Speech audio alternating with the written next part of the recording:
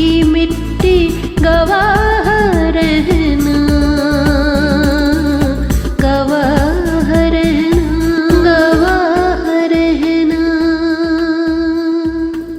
Hello viewers, मैं हूं इकबाल खुर्शीद, आपका मेज़बान। आपको खुशामदीद कहता हूं BTL के प्रोग्राम सफ़र शनाख्त में, जिसका मकसद है एक फ़िक्री तहरीक शनाख्त के बानी जो ख़ुद को रज़ाकार कहते हैं, जनाब आज़म महराज की ज़िंदगी का अहाता करना। हमारे प्रोग्राम का मकसद है कि हम उनकी ज़िंदगी, उनकी जद्दोजहद को कलमबंद करें ताकि वो मसीही नौजवान और नई नस्ल के लिए महफूज हो जाए।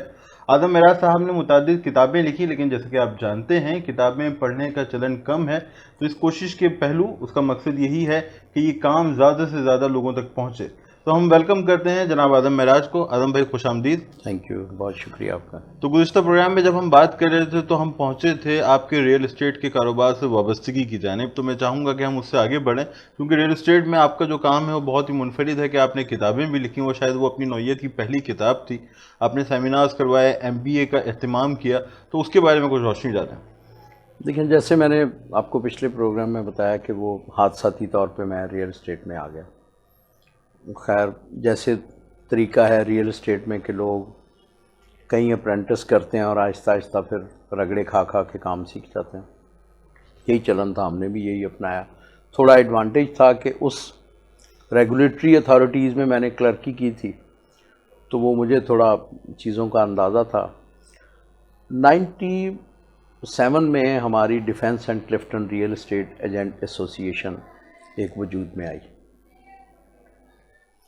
उसमें हमारे जो उस वक्त के बानी थे, जो सीनियर लोग थे जिन्होंने ये एसोसिएशन कायम की थी, उनसे किसी महफ़िल में गुफ्तगू हो रही थी, तो वो कुछ बातचीत करते, वहाँ एक दोस्त ने पता नहीं मजाक में या किसी को कहा कि भाई आप इसको सेक्रेटरी एजुकेशन बना दो। अच्छा। अब वो उस पर पक्के हो गए। पता नहीं, उसने, हमारे वो दोस्त थे गनी, उनके नाम मैं इस वक्त नाम भूल रहा हूँ, उनके आखिर में गनी आता था, तो उन्होंने पता नहीं मजाक किया था, लेकिन जो बानियान थे हमारी एसोसिएशन के, वो पक्के हो गए कि नहीं, आप एसोसिएशन का जो है ना आप बने, एजुकेशन सेक्रेटरी आप बनेंगे। खैर, वो मेरे इलेक्शन का दौर था, पहली दफ़ा इलेक्शन हो रहा था, तो वो जो साहब थे जिन्होंने मेरे मुकाबले में इलेक्शन लड़ना था, उन्होंने सरेंडर कर दिया। मैं अनअपोज सेक्रेटरी एजुकेशन बन गया। अब उन्हीं दिनों जब हमारी ये एसोसिएशन, हमारे एक सीनियर साथी हैं जाहिद इकबाल साहब, उन्होंने एक मैगज़ीन निकाला क्लिफ्टन टाइम के नाम से। तो वो भी उस एसोसिएशन की जितनी उम्र है इतनी उस मैगज़ीन की उम्र है। उसमें मैंने एक मजमून लिखा, वो उठा लिया। हमारे यहाँ हमारी एक टर्मिनोलॉजी है कि आप ज़मीन बेच रहे हैं तो आपको एडवांस दे के उसको बुक कर लिया जाता है और फिर उसको आगे भेज दिया जाता है। वो दोस्त अहबाब ने बड़ा पसंद किया। खैर, ये तो इसका मतलब जो रियल एस्टेट में मैंने कुछ पहली दफ़ा, ये मेरी पहली तहरीर थी, मेरा कोई बैकग्राउंड नहीं था लिखने लगाने का। और 97 में भी मेरा ख्याल मेरी उम्र कोई 30-32 साल तो होगी। तो ये पहली मेरी तहरीर थी जो उस मैगज़ीन में छपी। इसी दौरान सेक्रेटरी एजुकेशन हो गया। अब जब सेक्रेटरी एजुकेशन हुआ तो मैं उनसे पूछा जिन्होंने ये बनाई थी, जी कोई प्रेसिडेंट बन गया, कोई जनरल सेक्रेटरी, कि इसका क्या मतलब है? तो उन्होंने कोई मुनासिब जवाब नहीं दिया। अब मुझे ये समझ में आया, बल्कि उन्होंने जो हल्का फुल्का मुझे बताया वो ये था कि जी आप इनके जो हमारे मेंबरान हैं, इनके बच्चों की तालीम हो उसका, तो अब वो मुझे समझ नहीं आती थी बात कि ज़ाहिर है मुख्तलिफ़ इलाकों में लोग बसते हैं, ये तो पूरे शहर से लोग आते हैं यहाँ जो इस काम करते हैं, तो वो ज़ाहिर है हम, अच्छा उस वक्त इतने वसाइल भी नहीं थे, कोई कर भी नहीं सकता इस तरह के काम जी। तो मैंने, मेरे दोस्त हैं एक इम्तियाज़ गिल, उनसे मशवरा किया। जो मेरे जहन में आया ना ख्याल, वो ये आया कि जिस तरह फ़िल्म इंडस्ट्री है पाकिस्तान की, उसमें पैसा भी है, ग्लैमर भी है, लेकिन कोई ट्रेनिंग का बंदोबस्त नहीं है। इसी तरह हमारे यहाँ भी लोग पैसा भी अच्छा कमाते हैं, मुआशरे में इज्जत भी है, लेकिन काम सीखने का अंदाज़ यही है कि जी जैसे कोई पुराने ज़मानों में कोई भी कारीगर, कोई कारपेंट्री सीखता है, कोई मोची का काम सीखता है, कोई दर्जी का काम सीखता है, शागिर्द بنا دیا جاتا ہے اور وہ رگڑے کھا کھا کے 2-4 سال میں سیکھے، 5 سال میں سیکھے، یا کوئی میرا جیسا 28 سال میں بھی نہ سیکھ سکے. صحیح. تو یہ مطلب ڈیپینڈ کرتا ہے. میں نے یہ سوچا کہ کیوں نہ ہمارے پاس لوگ ہیں، پڑھے لکھے لوگ ہیں، 30 سال کا اس وقت بھی لوگوں کا تجربہ تھا اور خاصے پڑھے لکھے تھے. ہمارے ایک صاحب تو کوئی ہارورڈ بھی گئے ہوئے تھے اسی سلسلے میں. تو میں نے جو بنیادی جو چیزیں اس وقت مجھے 97 میں کوئی 8-10 سال ہوئے تھے ریئل اسٹیٹ میں، جو چیزیں میں نے دیکھی تھی نا کہ یہ چیزیں اگر ایک نیو کمر کو پہلے کو بتا دے تو اس کی اپرینٹسشپ کم ہو سکتی ہے. اس کی بنیاد یہ تھی صحیح کہ اپرینٹسشپ کیسے ہم کسی کی کم کر سکتے ہیں. تو انگریزی تو میری آج تک اتنی ہی کمزور ہے جتنی دوسری تیسری میں تھی. وہ 2-3 قیدوں سے آگے نہیں بڑھ سکی. تو میں امتیاز گل کو جیسے میں نے سوچا کہ بھئی اگر ہم کسی اپنے نیو کمر کو یہ بتائیں کہ اگر آپ سائٹ وزٹ کریں، سروے کریں، تو اس سے آپ کو کیا فائدہ ہو. اب یہ میں امتیاز کو پنجابی میں اردو میں بتاتا تو وہ اس کو پھر شیپ اپ کرتا کہ جی importance of site visits and facts collection, یہ ایک ٹاپک بن گیا. اس طرح ہم نے 5-6 ٹاپک ہم دونوں نے بیٹھ کے مغز ماری کی. اور پھر میں نے جو میری انٹریکشن تھا اپنی انڈسٹری کے لوگوں سے کہ فلاں صاحب جو ہیں وہ یہ اس ٹاپک پہ زیادہ اچھے بول سکتے ہیں، جو میری آبزرویشن تھی اپنے سینئر ساتھیوں کے بارے. اس طرح میں نے 6 لوگوں کو کہا کہ بھئی آپ یہ ان ٹاپک پہ بات کریں. ہم جونیئرس کو بلاتے ہیں، سینئرز اپنے تجربے شیئر کریں تاکہ لوگوں کو جو آپ نے اچھا یہ ایک انسانی فطرت ہے کہ جب آپ کسی بندے کو سٹیج پہ کھڑے کر دیں تو اپنی بات میں وزن کے لیے وہ اپنے سارے بزنس سیکرٹ بتائے گا ہی تو کچھ تقریر میں بات بنے گی نا. بالکل. یہ تھا اس کے پیچھے کہ بھئی ہم کس طرح ان نوجوانوں کو. اچھا ویسے تو میں کسی دفتر میں کام کرتا ہوں تو اتنی بڑی مارکیٹ ہے پوری ڈیفینس اور کلفٹن میں، تو ہر جگہ تو میں سینئر تک میری رسائی نہیں ہے کہ وہ مجھے آ کے کوئی ٹریننگ دیں. تو ہم نے میریٹ بک کروا دیا اور بڑی دھوم مچ کی جی کہ پاکستان کی تاریخ میں پہلی دفعہ ریئل اسٹیٹ انڈسٹری پہ کوئی سیمینار ہو رہا ہے. مجھے یاد ہے شاید 22 اپریل تھی 1997. لوگوں نے بڑا ویلکم کیا. بڑی ایک دو لوگ تو ہم نے ڈان میں ایڈورٹائز کیا، 1-2 لوگ تو لاہور سے بھی آئے. اچھا. اور بڑا ہٹ کیا. تو وہ اپنی نوعیت کا پہلا سیمینار تھا. اس کے بعد پھر ہم نے ایک ڈاکٹر ندیم احمد ہیں ان کو پکڑا. وہ کہیں کسی اسی طرح کے ورکشاپ میں ملاقات ہو گئی. بعد میں وہ میرے استاد بھی بنے. ہم نے ان سے انہی کے ساتھ مل کے MBA وغیرہ کا بھی. تو ان سے پھر ہم نے ایک پورے دن کا ان کو بتا کے کہ یہ ہماری ضرورتیں ہیں، اس کے مطابق آپ کریں. اچھا اس دوران 2 سال کا ٹرنیور ہوتا ہے. میں IBA کے کئی اساتذہ سے ملا، پاکستان انسٹیٹیوٹ آف مینجمنٹ کے لوگوں سے ملا. ان دنوں اب پتہ نہیں وہ اتنا ایکٹیو ہے یا نہیں، برٹش جو سینٹر ہے ان کا وہاں بھی کچھ تعلیم وغیرہ. تو میں لوگوں کو بتاتا کہ یار آپ ریئل اسٹیٹ کے لیے کچھ کریں. اب میں اس نتیجے پہ پہنچا کیونکہ کوئی نصاب نہیں اویلیبل اس وقت. 97 میں آج والی پوزیشن نہیں تھی. جی. اتنا پیسہ نہیں تھا، اتنا اس کام کے بارے میں لوگوں کا رویہ بھی اتنا اچھا نہیں تھا. پھر میں اس نتیجے پہ پہنچا کہ یہ کام ریئل اسٹیٹ کے لوگ خود ہی کر سکتے ہیں کیونکہ اس کی کوئی اور چیزیں تو اویلیبل. اب امریکہ یا دبئی میں کوئی کورس ہوتا ہے تو وہ یہاں کے مطابق تو ہے ہی نہیں. وہ تو جس نے 30 سال اس شعبے میں گزارے ہیں وہی بتا سکتا ہے اس کو اس کے مطابق. کیونکہ یہاں کے رجسٹرار کا رویہ اور امریکہ سے اگر آپ نے کورس کیا تو وہ کیسے اس سے آپ کسی کو کیسے بتا سکتے ہیں.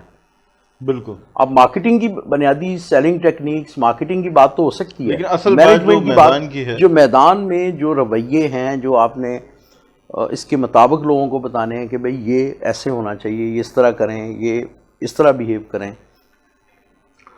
تو پھر میں نے ڈاکٹر ندیم صاحب سے ہماری پھر جب ایسوسیشن لیول پہ اچھی ملاقات ہو گئی تو پھر میں نے ان کے ساتھ بیٹھ کے جو MBA کا سلسلہ تھا نا ان کو بتایا کہ جی ہماری یہ ریکوائرمنٹ ہے، یہ ریکوائرمنٹ ہے. ان دنوں اب تو وہ ماشاء اللہ سیل کے MD ہیں. ان دنوں وہ ایک کسی میڈیسن کمپنی میں ڈائریکٹر وغیرہ تھے اور ساتھ یہ ان کا پڑھانے کا بڑا تھا. وہ PhD ہیں مارکیٹنگ میں. ان کو میں اپنی ضرورتیں بتاتا کہ جی اس طرح تو اس طرح ہم نے مل جل کے وہ MBA ڈیزائن کیا. صحیح. انہوں نے پھر نور ایک کوچنگ سینٹر ہے نور کمرشل کالجز، وہاں سے پھر اپنی برادری کے لوگوں کو، برادری سے مراد ریئل اسٹیٹ کے لوگ، اس وقت جو بڑے سینئر لوگ ہیں ہمارے 14-15 لوگوں کو، میں being a leader, secretary education اور ایک طالب علم کے ناطے ہم کچھ 14-15 لوگ تھے جو سنڈے کے سنڈے ہم جاتے تھے اور ڈاکٹر ندیم ہمیں بتاتے تھے کہ ہماری جو ریکوائرمنٹس ہیں اس کے مطابق مارکیٹنگ کو، مینجمنٹ کو، سیلنگ ٹیکنیکس کو، یہ ساری چیزیں، کیس اسٹڈی اس طرح ہم نے وہ MBA اچھا ٹرنیور مکمل ہو گیا. اس کے بعد وہ پھر سلسلہ جاری نہیں رہ سکا. صحیح. اب کوئی 3-4 سال پہلے سے دوبارہ جب ایسوسیشن کے میں لوگ کوئی ایسے فعال ہیں 4 سال پہلے سے، تو اب ریگولرلی ہم جو ہے نا ایسوسیشن کے لوگ اکٹھے کرتے ہیں. میں نے ایک کورس ڈیزائن کیا ہوا ہے 3 مہینے کا، اور میں وہاں والنٹیئرلی لیکچر دینے جاتا ہوں. تو اس طرح یہ سلسلہ چل رہا ہے. تو وہ MBA جو ہے وہ ریئل اسٹیٹ کے میدان کا پہلا MBA تھا پاکستان میں؟ جی میرا خیال ہے وہ پہلا ہی تھا. ناظرین، اعظم معراج صاحب نے ایک کتاب بھی لکھی ہے، میں تو اسٹیٹ ایجنٹ ہو گیا. وہ بھی اس نوعیت کی پہلی کتاب ہے اور دعویٰ کیا جاتا ہے کہ اس موضوع پہ لکھی جانے والی پہلی مستند کتاب میں تو اسٹیٹ ایجنٹ ہو گیا. تو اس کے بارے میں بھی کچھ فرمائیں کہ یہ خیال کیسے آیا؟ وہ جو تھی نا کلفٹن ٹائمز، اس میں پھر جو روزمرہ کے معاملات تھے نا، کہ جو دلچسپ قسم کے معاملات ہوتے تھے، جو ایسی پریکٹسز جو ایک دوسرے کو تکلیف دیتی ہیں، جو ہونا چاہیے یا نہیں ہوتا، وہ میں اپنے تجربات لکھتا تھا. اور مضامین چھپتے تھے ریگولر. وہ جب کافی اتنے ہو گئے تو پھر اس کو کتابی شکل میں چھاپا، میں تو اسٹیٹ ایجنٹ ہو گیا. لیکن ان کے پیچھے بھی دلچسپ انداز میں مقصد یہی ہوتا تھا کہ کہیں نہ کہیں پروفیشنلزم آئے. تو اس کتاب کے بارے میں کرنل اشفاق حسین جو بڑے لکھاری ہیں، جی جی، انہوں نے یہ تبصرہ کیا تھا کہ بھئی میرے علم کے مطابق، بقول ان کے کہ میری نالج کے مطابق، یہ ریئل اسٹیٹ کے پیشے کو موضوع بنا کر کوئی برے صغیر کی شاید اردو کی پہلی کتاب ہے. صحیح.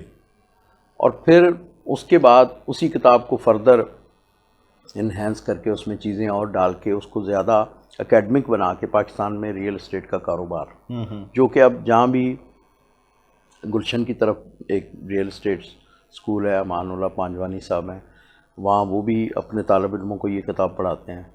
ہم بھی جو ایسوسیشن کے لیول پہ جو کام ہوتا ہے، ہم بھی طالب علموں کو یہ پاکستان میں ریئل اسٹیٹ کا کاروبار، پچھلے دنوں ملتان میں کوئی صاحب تھے، وہ بھی کوئی انسٹیٹیوٹ وغیرہ بنا رہے ہیں. تو اسی کتاب سے وہ، بلکہ مجھے ان کا کچھ دن پہلے فون آیا، کہنے کہ یار 2 سال پہلے آپ سے بات ہوئی تھی، ہم نے اس کتاب کا آپ سے میں نے منگوائی تھی 4-5 کتابیں، تو ہم نے پھر ملیشیا سے ایک کتاب منگوائی، محنت کر کے کسی نے اس کا ترجمہ کروایا. تو جب پتہ چلا، جب ترجمہ ہوا تو پتہ چلا کہ وہ پاکستان کے حالات کے مطابق جو یہاں پریکٹسز ہوتی ہیں، وہ والا کورس یا وہ کتاب تو 90% irrelevant تھی. ٹھیک ہے، چونکہ وہ وہاں کے ماحول. تو پھر انہوں نے کہنے لگے مجھے اور کتابیں بھجوا دو. تو اب ہم یہاں کچھ، تو میرا خیال ہے ریفرنس کے طور پہ، بلکہ تو اسلام آباد سے کسی نے ڈھونڈ ڈانڈ کے مجھے فون کیا کہ جی وہ میں کسی انگلینڈ بیس کمپنی کے لیے ریسرچ کر رہا ہوں، وہ یہاں کچھ لانچ کرنا چاہ رہے ہیں ریئل اسٹیٹ پہ. تو مجھے کوئی ڈاکومنٹ کچھ ادھر ادھر سے لوگوں سے پتہ چلا کہ بس یہ کتاب ہے، تو آپ مجھے، میں نے کہا جی وہ آپ کو مل جائے گی. ہم نے بھجوا دی اس کو. تو بعد میں ان سے بات ہوئی تو وہ کہہ رہے ہیں جی ہاں اس میں مطلب بنیادی چیزیں مل جاتی ہیں. ظاہر ہے وہ باقاعدہ اس طرح تو نہیں ہے کہ ریسرچ بیس، کیونکہ میری تو کوشش ہے کہ دلچسپی بھی قائم رہے اور یہاں کے جو معاملات ہیں وہ نیو کمرز کو سمجھ آ سکیں. تو اس طرح یہ ایک ریفرنس کے طور پہ تو استعمال ہو رہی ہیں. باقی آئندہ اگر کبھی اس کو فردر اس پہ کچھ کام ہوا تو شاید یہ کچھ بنیاد بن سکیں. اچھا، ابھی ہم آپ سے بات کر رہے تھے آپ کے پیشہ ورانہ سفر کے متعلق، ریئل اسٹیٹ سے متعلق، لیکن ظاہر سی بات ہے آپ کی ذاتی زندگی بھی ہمارا موضوع ہے. تو میں چاہوں گا کہ آپ اپنے خاندان کے بارے میں ہمیں مزید بتائیں، بالخصوص اپنے والد کے بارے میں. دیکھیں وہ ایک بالکل سادہ دیہاتی، جنہوں نے 1972 تک گاؤں میں صرف میرا خیال ہے شاید اپنے گاؤں کے باہر قدم بھی نہیں رکھا ہوگا. پھر ان کو حالات کے جبر سے یہاں آنا پڑا، یہاں محنت مزدوری کرتے رہے. انتہائی صابر آدمی، ان کا ایک بڑا مخصوص جملہ ہوتا تھا جب کبھی ہم پریشان ہوتے تھے. 2003 میں ان کی ڈیتھ ہوئی کہ بھائی کاروبار نہیں ہے, تو وہ پوچھا کرتے تھے کہ بھائی سب کے ساتھ ہے یا صرف آپ کا نہیں ہے؟ تو ہم نے کہا جی مندہ ہے ویسے ہی سب کے ساتھ. تو پھر کیا پریشانی کی بات ہے. اور پھر ایک اور پیٹ ورڈ کہ اگر وہ دن نہیں رہے تو یہ بھی نہیں رہیں گے. یعنی بہت پازیٹیو سوچ رکھنے والے آدمی صبر اور کم وسائل میں صبر کے ساتھ زندگی گزاری. اچھا, آپ نے جو کام کیا, جو آپ کا سلسلہ ہے, تو اس میں مطالعے کی بھی, چونکہ آپ نے کہا کہ آپ نے 97 میں جو پہلا مضمون لکھا تھا تو وہ تو لکھنے کا سلسلہ تھا, پڑھتے بھی تو ہوں گے, پڑھنے کا سلسلہ کیا ہے؟ آپ کی اسٹڈی میں بھی ہم ملے تھے آپ سے, وہاں پہ بھی کتابیں رکھی رہتی ہیں, آپ نے اسے سجایا ہے, تو وہ بتائیے جنہیں آپ پڑھتے ہیں. یہ دیکھیں یہ جو اسٹڈی والے, یہ تو فیشن وہ بقول استاد دامن کے کہ وہ کہتے ہیں کہ جی وہ طبلے پہ بھی وہ آٹا لگتا ہے تو وہ بھی وہ اثر اس کا ہوتا ہے. باقی بچپن میں تو میرے نہ اسکول میں کوئی بزم ادب تھا, نہ اس طرح کے ماحول میں کوئی اٹھنا بیٹھنا تھا. مین تو جو تھی ڈائجسٹ اور بچوں کے جو رسائل. اس کے بعد میرا خیال ہے کوئی یہ بھی شاید 90s ہی کی بات ہے کہ میں نے, مجھے امتیاز جو میں کہہ رہا ہوں, میرے دوست ان کے چھوٹے بھائی ہیں شہباز, وہ کہیں سفر سے آیا تھا تو اس نے مجھے نکلے تیری تلاش میں دی, تارڑ صاحب کی کتاب. اس سے پہلے ڈائجسٹ یا ادھر ادھر کی بے تحاشا جو بھی کچھ مل گیا پڑھ لیا. لیکن یہ شہاب نامہ اور یہ دو کتابیں اس نے پھر ان کتب کی طرف توجہ دلائی. تو نکلے تیری تلاش کے بعد طارق صاحب کی تو پوری میری اسٹڈی میں آپ نے دیکھا سب چیزیں پڑھی ہوئی ہیں. طارق صاحب کو بہت پڑھا ہے. باقی بھی جو چیز زیادہ میری کوشش ہوتی ہے, ایک تو یہ طارق صاحب کے سفرنامہ, باقی میری پسندیدہ جو موضوع وہ بایوگرافیز ہیں, بایوگرافیز سے. اور میں اپنے یہ شناخت نامہ کے اس طرح کی سلسلے میں جس ہائی اچیور سے ملتا ہوں, میں لوگوں کو کہتا ہوں کہ بھائی بایوگرافی لکھیں. صحیح. اور وہ علیحدہ بات ہے, آج تک کوئی مسیحی تو میری یہ بات نہیں مانا, لیکن اس سے مجھے یہ لگتا ہے کہ وہ آنے والے لوگوں کے لیے ایک بہت سارے, آپ اگر بہت آنیسٹی سے بہت اچھے طریقے سے بایوگرافی لکھی گئی ہے تو وہ بہت سے لوگوں کے لیے بہت کچھ چھوڑ جاتی ہے. تو بایوگرافکس کی آپ نے کی, تو کن کی لکھی ہوئی کتابیں بایوگرافکس کے حوالے سے آپ ریکمینڈ کریں گے نوجوانوں کو پڑھنے کے لیے؟ مجھے ان کی بایوگرافی بہت اچھی لگی. اپنا گریباں چاک جسٹس جاوید صاحب کی, اس کے بعد خشونت سنگھ کی بایوگرافی, اور آف کورس سب سے پہلے شہاب نامہ نے بہت انسپائر کیا. شہاب نامہ تو سب سے زیادہ پڑھے جانے والی اردو کی کتابوں میں بھی شمار ہوتی ہے. اور خشونت سنگھ بھی کمال کی ہے. وہ ظاہر ہے میں نے تو ترجمہ پڑھا ہے, تو انگریزی جنہوں نے پڑھی بہت اہم گردانا جاتا ہے سوانح عملی کے میدان میں. بہت اچھی جو آپ کی کتابیں ہیں ایک طرح سے وہ بھی, اس میں کہیں نہ کہیں آپ کی ذات بھی شامل ہوتی ہے, لیکن اس سے پرے خود بھی آپ ایک بایوگرافی لکھنے کا ارادہ رکھتے ہیں, چونکہ جو آپ کا کام ہے, جو آپ کی کاوشیں ہیں, وہ کتابوں کی صورت تک ہمارے پاس ہیں, لیکن آپ کی ذاتی زندگی یا آپ کی جدوجہد بھی کتاب کی صورت ہمارے سامنے آئے گی مستقبل میں. میں ابھی دیکھیں, جیسے ابھی انٹرو میں بتایا گیا کہ ایف سی کالج کے ایم فل کے نصاب کا حصہ بنا لیا گیا میری ایک کتاب کو. تو وہ پروفیسر اختر شمار صاحب ہیں جن کی کوششوں سے یہ ہوا ہے. تو ان کا کچھ دن پہلے فون آیا تھا کہ یار آپ نے کوئی بایوگرافی کے سٹائل میں کچھ لکھا ہے. میں نے کہا وہ دھرتی جائے کیوں پرائے میں جو مضامین ہیں کچھ وہ ہیں. تو انہوں نے کہا نہیں آپ لکھیں. تو اب میں سنجیدگی سے سوچ رہا ہوں, لیکن وہ اب سمجھ نہیں آتی کہ وہ ایک عام سے آدمی کی بایوگرافی. لیکن جسٹس جاوید اقبال صاحب نے اپنی بایوگرافی کے شروع میں لکھا ہے کہ کوئی بھی آدمی عام نہیں ہوتا اور کوئی خاص نہیں ہوتا, ہر بندہ ایک مکمل زندگی گزارتا ہے. اور اگر آپ کو لکھنے کی ہے سمجھ بوجھ تو ضرور لکھنی چاہیے.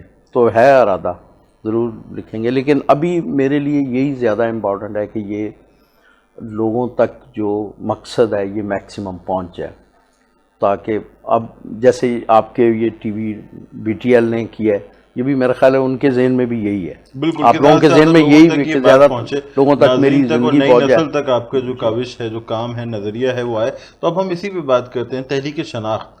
ریئل اسٹیٹ کے کاروبار میں آپ گئے, وہاں اپنی کتابیں لکھیں, اس سمت کیسے آئے؟ یہ میں پہلے بھی بہت سارے ٹی وی پروگرامز میں یا انٹرویوز وغیرہ میں اس کی میرا خیال ہے بنیاد جو ہے نا، بنیاد میرا جو اسکول ہے ہائی اسکول جہاں سے میں نے میٹرک کیا، نارویجن گورنمنٹ سیکنڈری اسکول، جی جی، اس کی جو اس علاقے کی جہاں اس کی وہ اسکول آباد ہے، جہاں میرا بچپن گزرا، اس کی جو ڈیموگرافی ہے نا، یہ جہاں سے ابھی میرا خیال ہے یہ PS 114 ہے، صوبائی اسمبلی کا حلقہ PS 114، اس کی اگر آپ ڈیموگرافی دیکھیں نا تو میرا خیال ہے کہ اس طرح کا شاید پاکستان میں کوئی حلقہ ہو جہاں پورے پاکستان کے لوگ بستے ہیں، یعنی ہر طبقہ بس، ہر طبقہ بستا ہے۔ آپ سوچ نہیں سکتے کہ گلگت بلتستان کی 1-2 بستیاں اس حلقے میں، ہندوؤں کی 1-2 بستیاں ہیں، کرسچنوں کی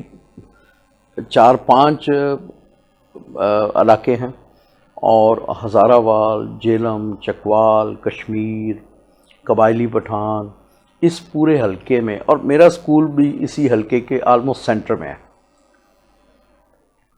وہاں میں کوئی میرا خیال 4تھی جماعت میں داخل ہوا تھا، تو جب ہم ہائی اسکول میں پہنچے 5ویں 6ٹھی 7ویں میں، تو ہمارے اسکول کے اندر یہ سسٹم تھا کہ وہ ظاہر مسیحی مشنریوں نے بنایا ہوا اسکول تھا، تو ڈومینیٹڈ بائی کرسچن ٹیچرز، اور آبادی بھی وہی تھی سراؤنڈنگ میں۔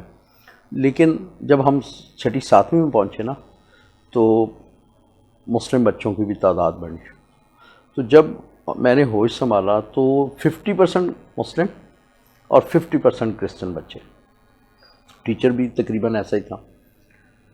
اب جو 50% مسلم تھے وہ ان سارے پورے پاکستان کو ریپرزینٹ کرتے تھے، کوئی کشمیر سے ہے، کوئی اردو سپیکنگ ہے، ایون بنگالی بیک گراؤنڈ کے بھی کچھ بچے تھے، ابھی سارے لوگوں نے مائیگریشن نہیں کی تھی، کچھ لوگ پائے جاتے تھے، اور گلگتی بلتستانی وہ ہمارے لیے بالکل نئے، یعنی وہاں تمام اچھا جو باقی ہم 50% کرسچن تھے وہ جغرافیکل سینٹرل پنجاب سے تھا رہے۔ تو میں نے ایک چیز فیل کرنی شروع کی کہ جو کرسچن بچہ ہے اس کا پاکستان کے بارے میں جو اس کا اپروچ ہے، سوچ ہے، پرسیپشن ہے پاکستانی معاشرے کے بارے میں، وہ نہیں ہے جو ان سب کا ہے، الگ ہے وہ حالانکہ ان کے مسالک بھی ڈفرینٹ، ان کے جغرافیائی بیک گراؤنڈ بھی ڈفرینٹ، زبان الگ، مسلک الگ، لیکن جو پاکستان سے متعلق ان کا موقف ایک ہے، اور یہ سارے ایک، اور لیکن سب اس پہ۔ تو یہ چیز مجھے ظاہر سمجھ تو نہیں آتی، ایک چھوٹے 8ویں 7ویں کے طالب علم کو یہ بات، اتنی گہری بات کہاں سمجھ آئے گی کہ کیا معاملہ ہے، کیا معاملہ ہے۔ ٹھیک ہے، چھوٹے موٹے رویے اس کی ریزن سمجھ آتی تھی کہ شاید یہ وجہ ہے، لیکن اتنی ڈیٹیل میں نہیں۔ تو اسی سوچ کے ساتھ میں بڑا ہوا، میں نے میٹرک کی، اور پھر آپ کو جیسے پہلے بتایا کالجوں میں دھکے کھاتے۔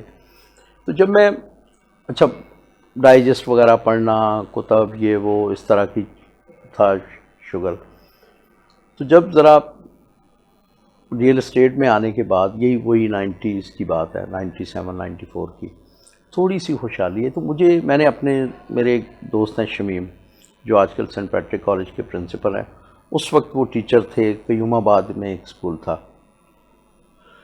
ان سے میں نے ڈسکس کیا، میں نے کہا یار وہ میرے ساتھ 3ری 4تھی سے اس اسکول میں تھے، اسلامیہ سائنس کالج میں بھی ہم اکٹھے تھے، میں نے کہا یار یہ مسئلہ آپ نے کبھی فیل کیا؟ اس نے کہا ہاں بالکل۔ میں نے کہا یار مجھے ایسا لگتا ہے کہ شاید ہم ایک بالکل آسان سے طریقے سے نا اس مسئلے کو ایڈریس کر سکتے ہیں۔ اس نے کہا بتاؤ؟ میں نے کہا یہ کرتے ہیں کہ یہ جو ادب ہے نا یہ بڑا سستا طریقہ ہے، تو یہ ہم وہ کتب تمہارے بچے اسکول میں آ جاؤں گا کتابیں لے کے، کچھ ان کتابوں کے بارے میں بات کریں گے، اور کچھ ان بچوں سے بات کریں گے کہ بھئی یہ اس طرح آپ اس معاشرے سے جڑیں تو پھر بہت ترقی ہو سکتی ہے۔ اور اس کے پیچھے اس کی جو بنیاد تھی وہ یہ تھی کہ آپ کسی معاشرے میں کیسے ترقی کر سکتے ہیں، کیسے اس میں آپ کی بقا یا آپ اس میں بہتری کے کیسے لا سکتے ہیں، کیسے ادا کر سکتے ہیں، کہ جب آپ اس کی طرف آپ کا رویہ ایسا ہے کہ آپ بیگانگی ہے، میں نے اس کو معاشرتی بیگانگی کا نام دیا، تو یہ تو پاسبل ہی نہیں ہے. وہ ایک محاورہ ہے کہ آپ دریا میں رہتے ہیں اور آپ کو مطلب آپ نے اس معاشرے کو بالکل جانتے ہی نہیں ہیں. یعنی کیسے کوئی نوجوان انسپائر ہو سکتا ہے جب اس سوسائٹی کا رائٹر کو وہ آنرشپ نہ دے رہا ہو, اس کے ہیروز نہ ہوں. ٹھیک ہے, اس کی ریزن بے تحاشا ہیں. بعد میں جب اس پہ ریسرچ میں نے کی تو اندازہ ہوا کہ ظاہر ہے بڑی تلخیاں ہیں, بڑے رویے ہیں, بہت خرابیاں ہیں جس کی بدولت یہ ایسا ہو گیا, بلا وجہ نہیں ہوا. لیکن اس وقت ہم نے یہ سوچا کہ بھئی ہم ان کو کتب وہ بتاتے ہیں جو معاشرے سے جوڑ سکتے ہیں.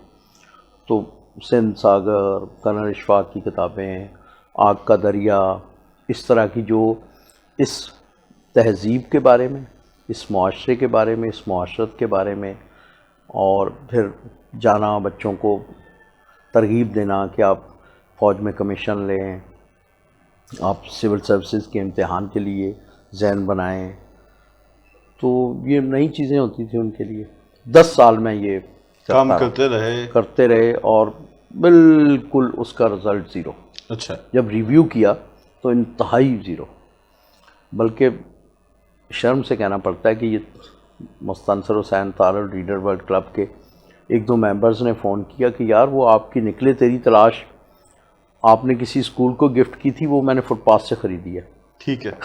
یہ اس زمانے میں جو کتابیں آپ نے تقسیم کی وہ واپس فٹ پاتھ پہ پہنچ گئی ہیں وہاں سے لوگوں تک. یہ تو پھر میں نے سوچا بجائے اس کے کہ اب میں نے کوئی یہ 50 قسم کے جو ہمارے انسٹیٹیوٹس تھے ان میں کوئی 50 مختلف موضوعات پہ کوئی 500-600 کتب گفٹ کی 10 سال میں, اور ساتھ جا کے بک بک بھی کرتا کہ جی آپ اس معاشرے سے جڑو, یہ ترقی کے راستے ہیں, یہ کریں وہ. ایک چیز اس ساری بات میں جو حوصلہ افزا تھی نا, کہ ظاہر ہے جب میں یہ بات کرتا تھا تو میں بھی کچھ سنی سنائی باتیں کہتا تھا کہ بھائی وہ آپ کا ایک بریگیڈیئر ہے, وہ ایک IG بھی رہا ہے, کچھ اس طرح کے, ایک کوئی سفیر بھی ہے, کوئی یہ بڑا شاعر بھی ہے, اور اس طرح قائد اعظم کے ساتھی. تو آپ کے پاس معلومات اکٹھی ہوتی تھی. معلومات اکٹھی. اب یہ جو سب اس میں چیزیں تھیں نا, باقی کتب پہ ان کا انٹرسٹ نہیں, لیکن وہ اپنے لوگوں, اپنے ہیروز کے بارے میں جب سن کے خوشی محسوس کرتے تھے, اور اسی کو آپ مستقبل میں ایک پروجیکٹ کی شکل دینے والے تھے. بالکل. تو ناظرین, ہم بات کر رہے تھے جناب اعظم معراج سے, تحریک شناخت کے بانی, جو آج بات کر رہے تھے اپنی زندگی کے جدوجہد کے اس پہلو میں جہاں یہ کتابیں تقسیم کیا کرتے تھے, وہاں انہیں اس کے نتائج تو نہیں ملے, لیکن ان کے ہاتھ ایک ایسا نسخہ, ایک ایسا ہنر آ گیا جو مستقبل میں ایک بڑی تحریک کی بنیاد بننے والا تھا. ناظرین, آپ ہمارے ساتھ رہیے گا. اگلے ہفتے ہم اس سلسلے کو مزید آگے بڑھائیں گے اور بات کریں گے اعظم معراج سے, اس تحریک سے متعلق جس کے سبب آج وہ ہمارے ساتھ موجود ہیں. بہت شکریہ.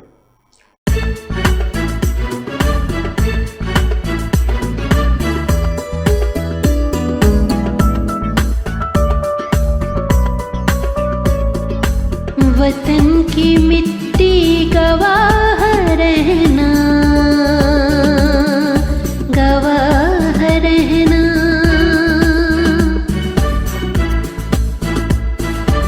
وطن